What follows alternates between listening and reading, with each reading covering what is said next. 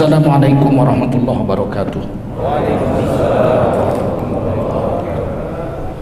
Hamdan wa syukran lillah, wa salatan wa salaman ala rasulillah wa ala alihi wa sahbihi wa mawalah.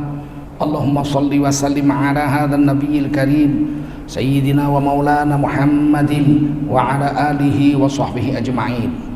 Amma ba'du, qala Allah ta'ala fi kitabihil karim: A'udzu billahi minasy syaithanir rajim. Bismillahirrahmanirrahim. Qul innani hadani rabbi ila siratim mustaqim dinan qiyaman millata Ibrahim hanifa wa ma kana minal musyrikin.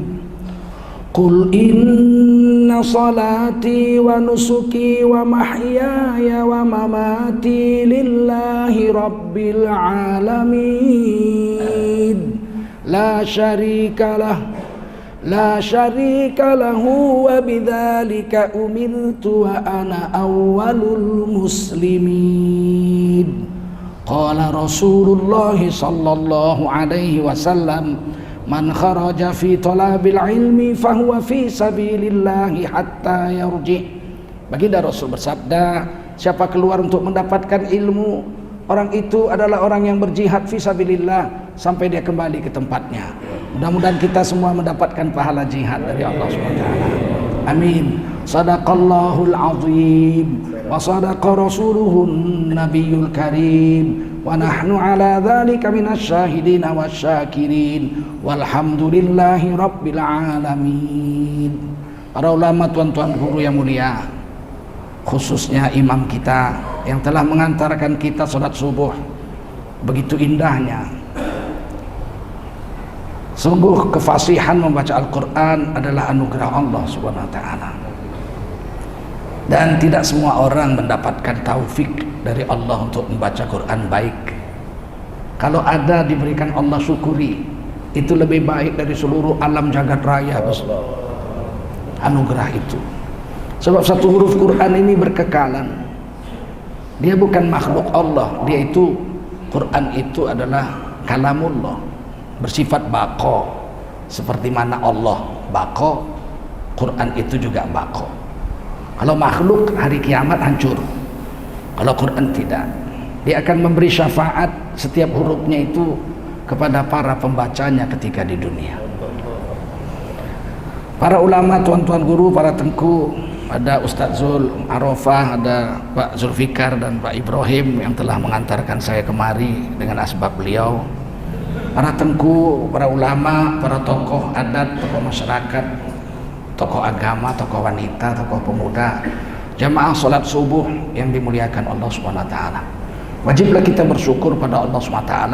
Salawat dan salam kita sampaikan untuk baginda Rasulullah SAW. Kita ini makhluk Allah, ciptaan Allah. Satu-satunya sang pencipta cuma Allah, Al-Khaliq, Allah sendiri saja. Selain Allah semuanya disebut makhluk. Dan dari seluruh makhluk yang Allah ciptakan di dunia ini, yang paling agung itu manusia. Laqad karramna bani Adam. Sungguh kami telah muliakan anak cucu Nabi Adam itu. Kita paling mulia. Lebih mulia manusia daripada malaikat. Walaupun malaikat tidak berdosa, tapi karena memang malaikat tidak punya nafsu, dan malaikat tidak diberi Allah pilihan. Malaikat itu tidak diberi pilihan. Kalau diciptakan Allah memikul arasy, sampai hari kiamat memikul arasy saja, tidak ada kerja lain. Kalau diciptakan Allah sujud di Baitul Ma'mur, sampai hari kiamat sujud saja, tidak ada kerja lain. Diciptakan Allah mencatat amal, dia catat aja amal, tidak ada kerja lain. Dan tidak diberi nafsu untuk membantah. Perintah Allah itu la ya'sunallah. Malaikat tidak mau melawan Allah. Wa yaf'aluna ma yu'marun. Apa yang diperintahkan Allah kepada mereka, mereka kerjakan. tapi tidak ada pilihan. Diperintahkan Allah malaikat itu meniup sangkakala, itu aja kerjanya, satu itu aja, tak ada kerja lain. Sedangkan kita manusia diciptakan Allah di bumi. Walaupun Nabi Adam tidak diciptakan di bumi, diciptakan di langit, tapi Nabi Adam itu untuk bumi, bukan untuk langit. Ketika Nabi Adam mau diciptakan, belum diciptakan, Allah sudah istiharkan kepada para malaikat, sesungguhnya aku akan jadikan seorang manusia fil ardi khalifah, untuk jadi khalifah di bumi sana, jadi bukan di sorga. Wa idh qala rabbuka lil malaikati inni ja'ilun fil ardi khalifah. Dan ingat olehmu ketika Allah berfirman kepada para malaikatnya semua, sesungguhnya aku akan jadikan, belum jadi, aku akan jadikan seorang manusia di bumi sebagai khalifah. Fil ardi, bukan fil jannati khalifah, bukan jadi khalifah di surga, tapi di bumi. Malaikat bertanya, qalu, bertanya malaikat, ataj'alu fiha may yufsidu fiha wa yasfikud dima. Akankah kau ciptakan di atas bumi itu makhluk baru yang akan merusak bumi dan menumpahkan darah, membunuh sesama mereka? Seperti itu, seperti itu, seperti itu, seperti itu. Sudah ada. Makhluk sudah ada di bumi yang membunuh aja kerjanya, merusak dunia ini. Kata Imam Suyuti dalam tafsir Durrul Mansur, wahum banul jan, makhluk yang menguasai bumi ketika itu, yang kerjanya perang aja, merusak alam, mereka adalah bangsa-bangsa jin. Min qablu, sebelum Nabi Adam diciptakan sudah ada binatang, sudah ada tumbuh-tumbuhan, sudah ada jin penguasa bumi waktu itu. Kalau jumpa perang, jin laut jumpa jin pantai perang, jin pantai jumpa jin gunung perang, jin lembah jumpa jin bukit perang, jin gunung satu dengan jin gunung yang lain jumpa perang. Allah nggak suka, Allah mau cabut itu pangkat khalifah di bumi itu, yang dari jin itu Allah mau cabut, Allah mau serahkan pada makhluk baru yang disebut manusia. Wa nahnu nusabbihu bihamdika wa nuqaddisu lak. Padahal kami ini senantiasa mengkuduskan namamu, mensucikan namamu, bertasbih memujimu siang dan malam. Kurang apa lagi kami ini para malaikat? Kok harus dibuat makhluk baru yang bahkan bikin rusak dunia, bakal membunuh tumpah darah sesama mereka? Ditutup ayat ini oleh Allah. Qala inni a'lamu ma la ta'lamun. Sesungguhnya aku paling tahu. Kenapa aku ciptakan Nabi Adam, apa manfaatnya manusia, aku yang paling tahu. Kamu semua malaikat tidak tahu. Maka dijadikanlah Nabi Adam, wa 'allama Adam al-asma'a kullaha. Begitu Nabi Adam jadi, langsung diberi ilmu.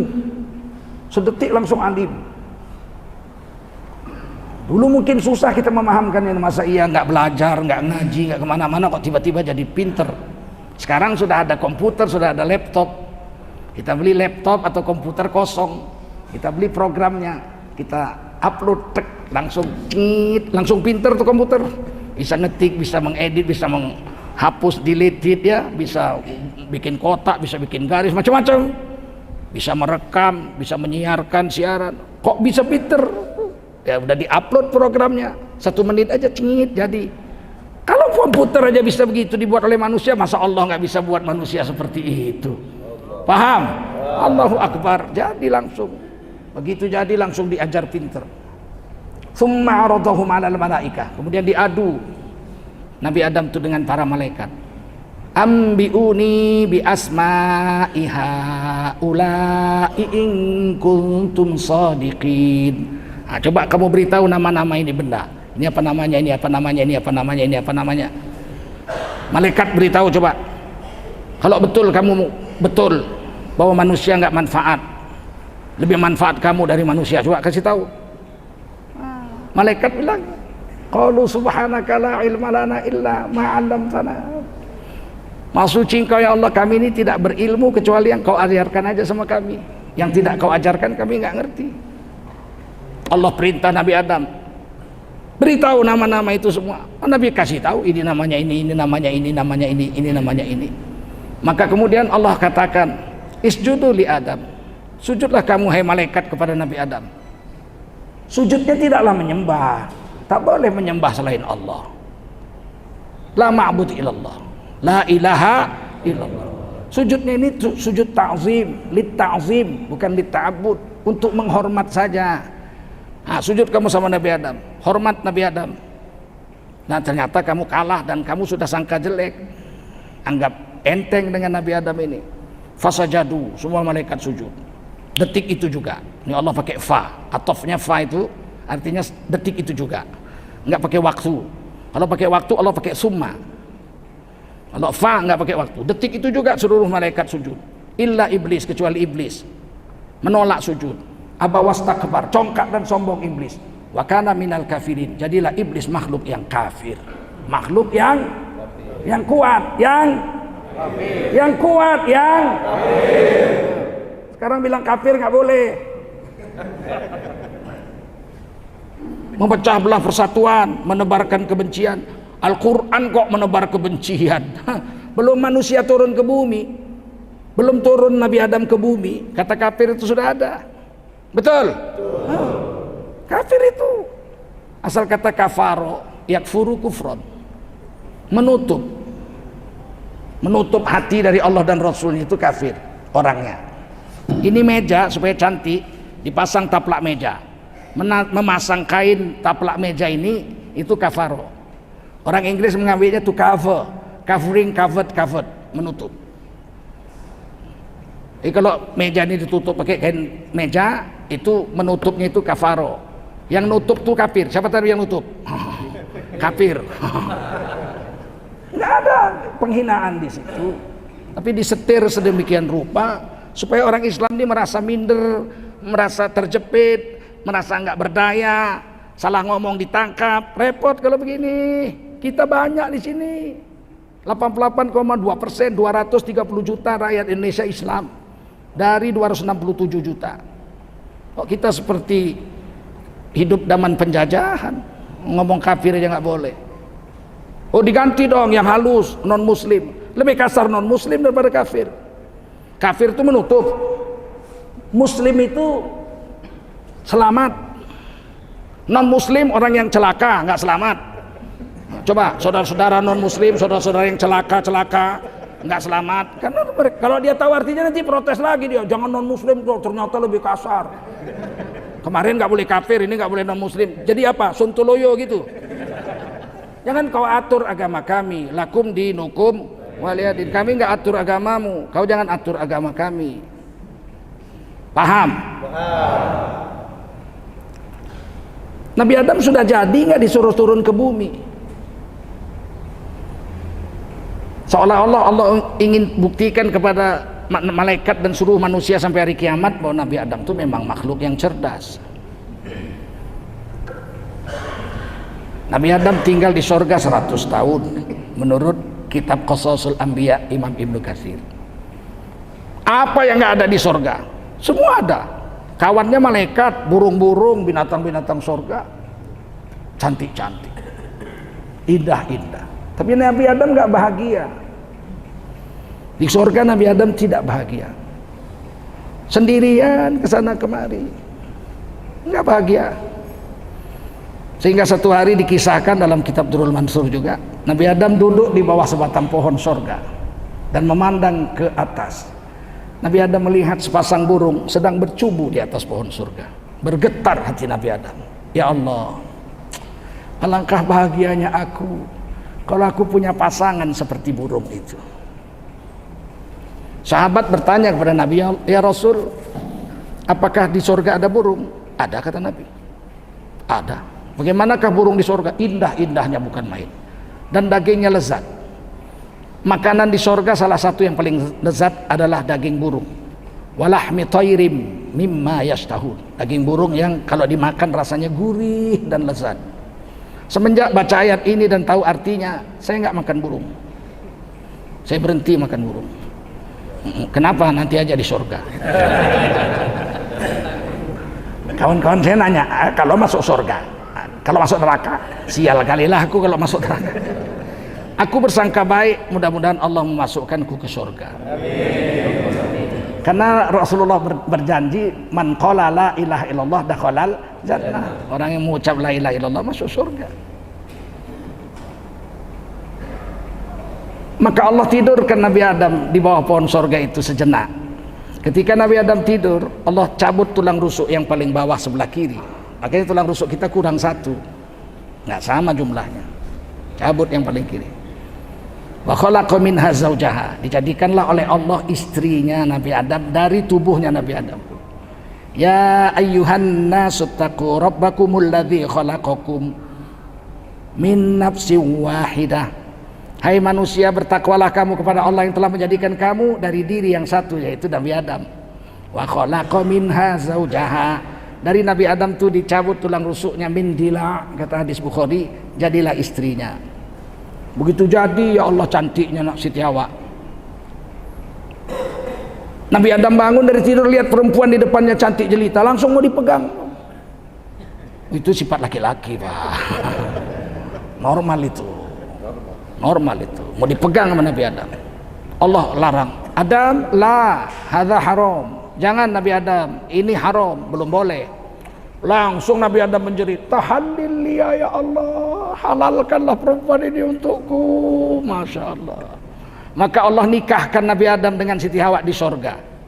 Allah langsung walinya, malaikat-malaikat menjadi saksi. Maka suami istrilah Nabi Adam di sorga. Cantiknya Siti Hawa, kata Nabi dalam kitab Qasasul Anbiya diceritakan, sepertiga perempuan sedunia kecantikannya dijadikan satu untuk Nabi Adam, untuk Siti Hawa sendiri. Apa nggak pingsan kita kalau jumpa? Begitu cantik Siti Hawa, tidak ada cacat dan perutnya nggak berlobang.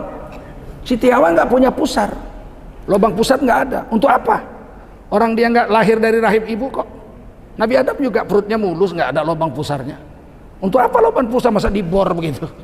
Kita ada lubang pusar karena kita hidup dari rahim ibu. Di dalam rahim kita makan lewat tali pusar. Nabi Adam, Siti Hawa, nggak ada tali pusarnya. Nabi Isa ada. Karena Nabi Isa lahir dari seorang wanita. Nabi Adam dan Hawa nggak. Kemudian Nabi Muhammad ditanya, ya Rasulullah, siapa perempuan tercantik di dunia setelah Siti Hawa?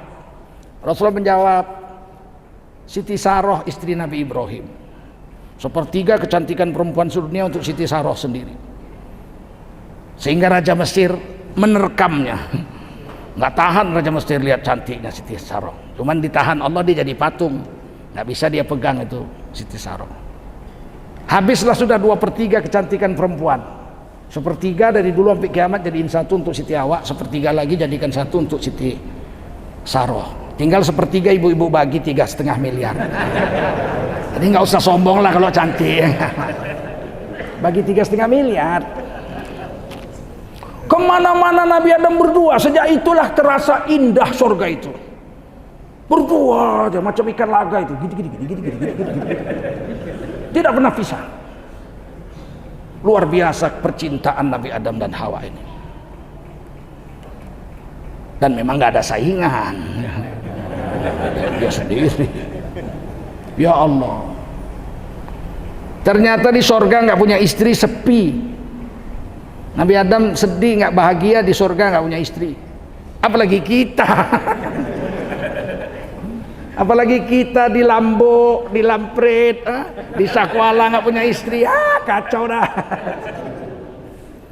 Itu wanita belahan kita itu. Diambil dari tulang rusuk sebelah kiri. Dia tidak diciptakan dari rambut kepala, nggak usah dijunjung-junjung jadi pujaan hatimu. Tapi jangan kau hina dia karena dia tidak terbuat dari tapak kaki, kulit tapak kakimu. Jangan kau injak-injak harga dirinya, jangan kau puja-puja seperti Dewi dari Kayangan. Tapi jadikan dia pendamping hidupmu, berbagi gembira dan berbagi susah, bersama-sama berjuang menjadi makhluk Allah di dunia yang soleh. Nanti di akhirat akan ketemu lagi jadi suami istri. Hari ini orang nggak anggap itu istri bagus, penting, anggap remeh dengan istri banyak. Padahal kalau nggak ada istri, waduh, susah hidup Pak. Saya baru jadi dosen muda di USU. Saya datang ke rumah profesor saya, disuruh datang, habis subuh saya datang. Nah dia pun sholat juga, saya ngerti. Habis subuh dari masjid, saya datang ke rumahnya, ketuk pintu 6:30 di Medan waktu itu. Dia bangun Dari tempat duduknya, aduh, ampun, aduh Jol, kau datang, aduh, rusak rumahku Jol. Saya lihat rumahnya kacau balau, celana dalam di ruang tamu. Saya bilang, kenapa begini berantakan? Kakakmu pulang kampung seminggu Jol, ampun aku Jol. Istri pulang kampung seminggu, celana dalam di ruang tamu. Nggak mudah mengurus istri itu, mengurus rumah. Dia enak aja, sebentar beres, sebentar bersih. Ternyata di zaman modern ini saya pernah baca majalah, istri yang mengerjakan pekerjaan rumahnya sendiri nggak pakai pembantu, itu satu hari dia harus berjalan 21 km dari dapur ke halaman, dari halaman ke kamar mandi ke ruang tamu. Itu 21 km sehari itu perempuan jalan kalau ngurus urusan rumahnya sendiri, dan membosankan itu. Cuman dari pintu depan, pintu belakang, pintu kamar mandi.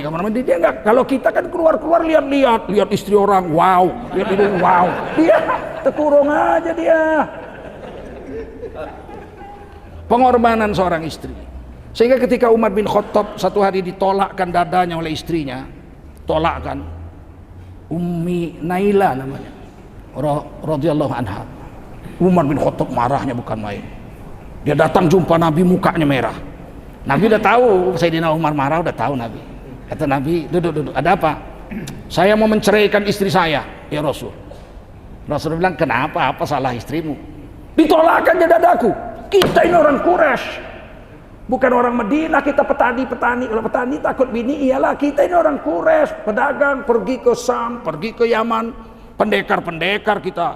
Istri kita itu apa? Cuma tuh tinggal di rumah, kita kasih makan, kita kasih baju. Enak-enaknya mendorongkan dada saya, mau saya cerai. Rasulullah tersenyum, sabar. Istrimu itu perjalanannya cuma dari pintu dapur ke pintu depan ke pintu kamar ke pintu rumah. Itu saya apa dia nggak stres. Sementara kita keluar kemana-mana, lihat burung, lihat ini, lihat itu, lihat gunung, lihat lembah, lihat air. Dia nggak ada, itu aja, sendok, garpu, centong, periuk, ya kan? Itu aja dilihatnya. Ya kalau ditolakkannya dadamu, sabar aja lah. Ya tapi tidak pernah terjadi seperti ini. Kata Nabi, aku pun ditolakkan juga sama istriku. Hah? Kata Nabi. Kata Umar bin Khattab, Rasul juga? Iya. Lari-lari Umar bin Khattab pulang ke rumah anaknya Hafsah radhiyallahu anha. Istri Nabi itu. Sayyidah Hafsah anak Umar bin Khattab itu istri Nabi. Wahai Hafsah, apa kabar Pak? Kan? Aku mau nanya, ya apa itu? Pernahkah kau mendorong dada suamimu Rasulullah yang agung? Iya, ada sih berapa kali gitu. Celaka memang perempuan. Umar bin Khattab pulang nggak jadi, diceraikan istrinya. Harus kita sadari kalau istri itu kadang-kadang marah. Dia terkungkung, terkurung, nggak bebas macam kita. Sabar kita dengan istri. Dia dibuat dari tulang rusuk yang bengkok. Kalau kau paksakan lurus, dia patah. Kalau kau biarkan dia lama-lama, ya bengkok, ya sampai mati dia bengkok. Jadi harus pandai-pandai, luruskan bengkok lagi, luruskan bengkok. Namanya perempuan. Paham? Kalau nggak ada perempuan repot kita, Pak. Nabi Adam aja di sorga nggak ada perempuan, nggak ada istri, sepi. Setelah dijadikan istri baru Siti Hawa, barulah Nabi Adam merasa surga itu indah sekali.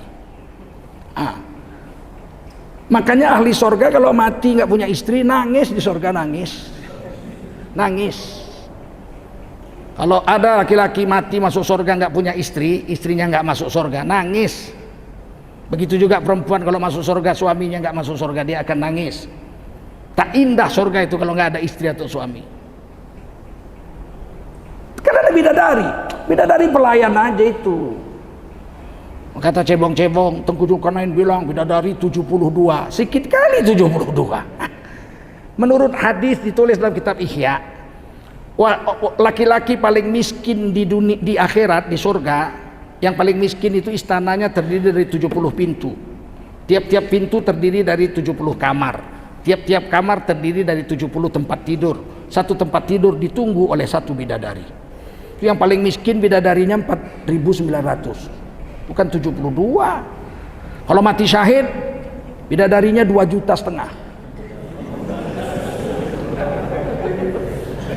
Orang-orang kafir mengejek di akun-akun sosial, termasuk saya itu, diejek-ejek.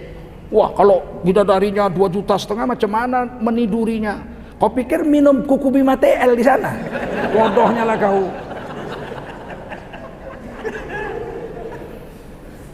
Di dalam hadis-hadis sahih, tenaga laki-laki di sorga itu 100 kali lebih kuat dari tenaga di dunia. Begitu sampai halaman sorga ditunggu malaikat, dikasih malaikat 1 botol jamu. Belum masuk istana, belum, supaya siap tempur. Khitamuhu misk wa fi dzalika falyatanafasil mutanafisun. Diberi jamu yang masih disegel tutupnya dari minyak kasturi, dari misik. Begitu dibuka segelnya diminum, begitu dia minum, selama-lamanya gairahnya nggak akan pernah padam-padam. Tapi tidak hebat dengan bidadari itu, nggak hebat.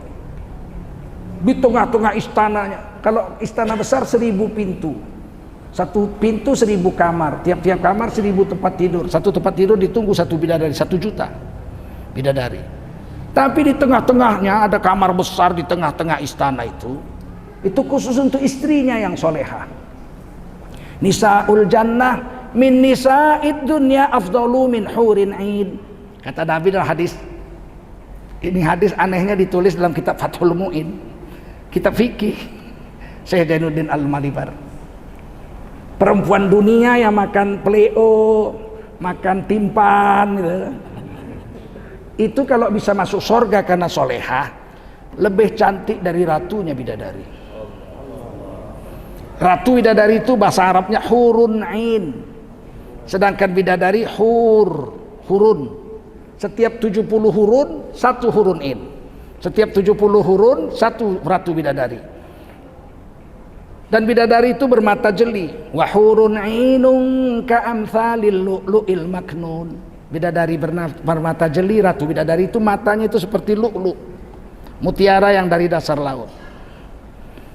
Kalau dinampakkan wajah bidadari 5 menit ke dunia, pingsanlah seluruh laki-laki sedunia, termasuk Tengku Zulkarnain, pingsan. Setelah sadar dari pingsan, tak mau lagi ngapa-ngapain. Makan, gak mau. Kata istrinya minum, gak mau. Tidur, gak mau. Kamu mau apa? Mau mati aja. Mau jumpa bidadari. Makanya gak dinampakkan bidadari itu. Kalau bidadari meludah ke dunia, cuy, manis dan harumlah air laut sampai hari kiamat. Beda sama istri kita coba. Pulang kita malam jam 2 malam main catur di ludahnya tuh 7 hari masih terasa. Tapi itu di dunia. Kalau dia solehah, dia bisa masuk surga 70 kali lebih cantik istri yang solehah dibanding ratunya bidadari.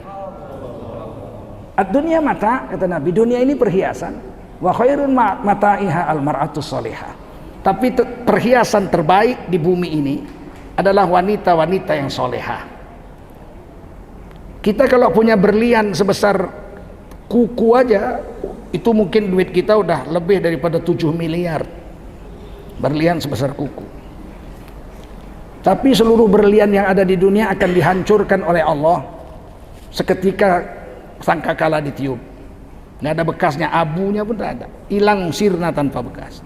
Sementara wanita solehah ketika dia wafat, dikubur dia diberikan tempat tidur dari sorga, dinyanyikan lagu-lagu merdu dari bidadari, diciumkan harumnya, dan begitu dia dibangkitkan hari kiamat, istri solehah lebih dulu dimasukkan ke sorga 500 tahun sebelum suaminya yang soleh masuk sorga. Kalah kita, Pak. Seandainya kita dengan istri sama solehnya, amal sama banyak, soleh sama banyak, semua sama, tetap aja istri lebih dulu 500 tahun daripada suami. Kenapa? Karena godaan istri lebih banyak, dia nafsunya 9, kita nafsunya 1. Kenapa wanita nggak nampak nafsunya 9? Malunya 9. Kenapa laki-laki nampak kali nafsunya nggak beres? Karena malu cuma 1. Laki-laki ini kalau udah malunya hilang macam bebek. Semua perempuan wek.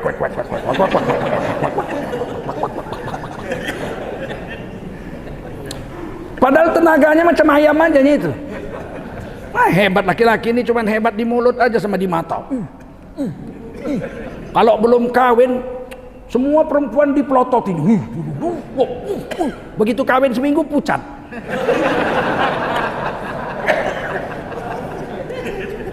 Nggak kuat laki-laki. Laki-laki cuman gayanya macam ayam. Pantang ada betina. Gudu. Sekali langsung. Kalau perempuan nafsunya 9, Pak. Tidak ada laki-laki sanggup mencampuri istrinya 7 kali semalam. Biar minum Irex 2 ceret. Kalau perempuan 10 laki-laki bisa dilayaninya 1 malam. Jangan main-main. Kalau dia bisa menahan nafsunya menjadi wanita soleha, maka suaminya soleh, istrinya soleha. Duluan istri masuk 500 tahun, baru suami menyusul. Dan itu di Quran ditulis, di hadis ditulis.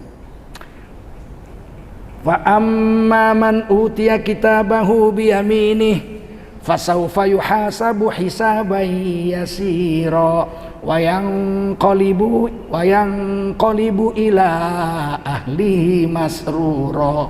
Siapa dapat catatan aman tangan kanan, berarti orang yang bertakwa. Dia masuk surga dengan pemeriksaan yang sangat ringan dan enteng saja. Nggak ditimbang amal, Pak, kalau orang bertakwa. Lihat wajahnya aja malaikat sudah tahu dia orang bertakwa. Orang yang unggul sholat dan wuduknya di dunia, di hari kiamat bercahaya, lebih terang dari matahari. Nuruhum yas'a baina aidihim wa bi aymanihim. Wajahnya, tangannya, kepalanya, kakinya, atasnya, kiri kanan belakangnya bercahaya. Sehingga malaikat lihat udah tahu.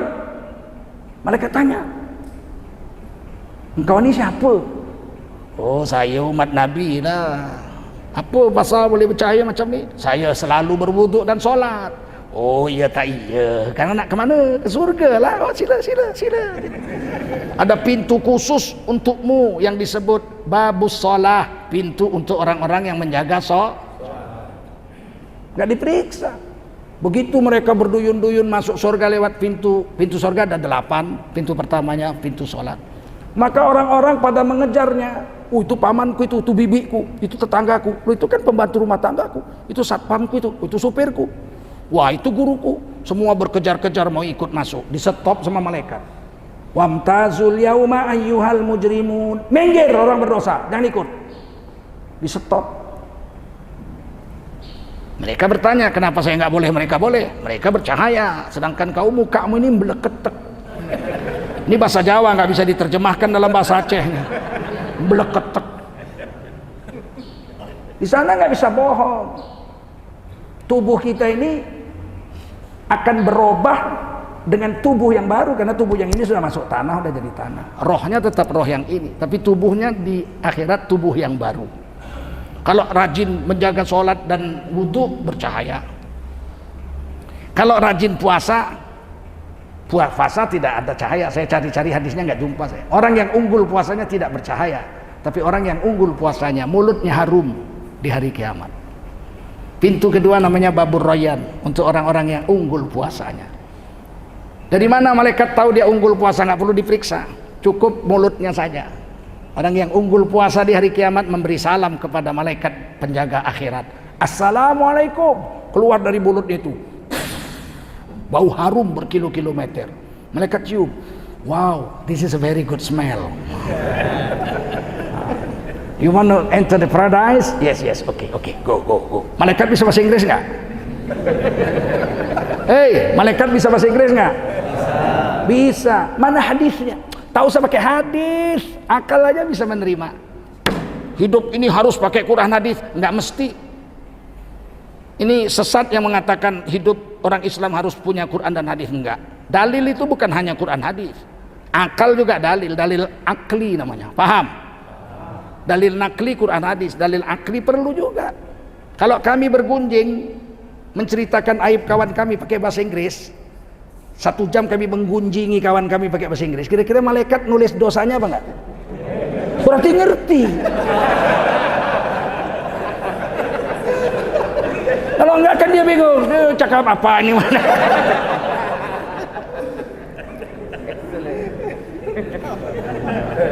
Gitu aja kok repot.